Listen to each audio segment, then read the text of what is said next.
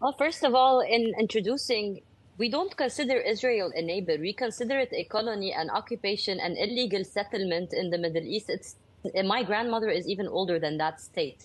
And when we speak about their tremendous victories in crushing the West Bank, this is also narrated, and the nomenclature could be different. We are talking about their victory in their war crimes in genociding and annihilating a total indigenous native population of all sects, of all religions, and they are the Palestinian people. So what Israel does around its existence has always been crimes and war crimes. The only difference and margin now is that it is being televised.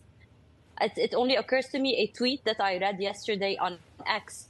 Someone wrote from the United States of America, we could get to a point where Israelis would put Palestinians in gas chambers and televise that and live cover that, and we would find the US State Department finding excuses and waiting for an investigation.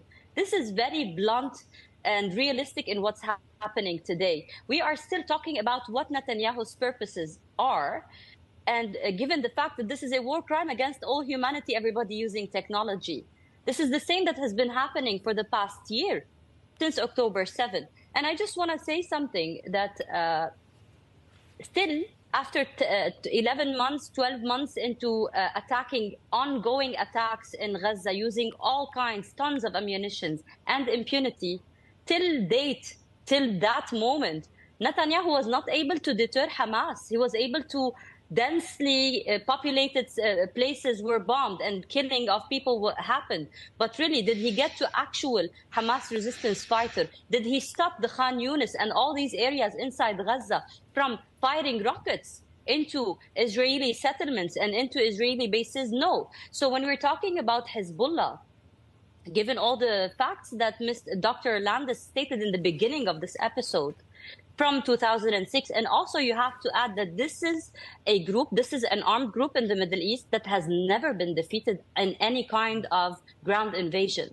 There is no history recorded of a defeat for Hezbollah. So I don't think Netanyahu can do anything in a ground invasion. And I think this attack happened just to give a sense of achievement and accomplishment to the Israeli millions that don't want him in position anymore because he couldn't free any hostages. Yeah. On the contrary, he ended up killing many of them. And he didn't really deter Hamas. And he didn't really do anything of his so-called purposes. As for the West Bank, we are still seeing also a resistance inside, all kinds of resistance inside Palestine. There's also the lone wolf kind of operations. I think it would be really underestimating the battle if we really say that Netanyahu can actually end up accomplishing anything.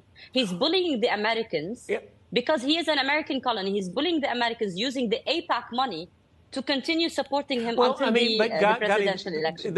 You're absolutely right. He can cajole, blackmail, pay off all he wants, but if we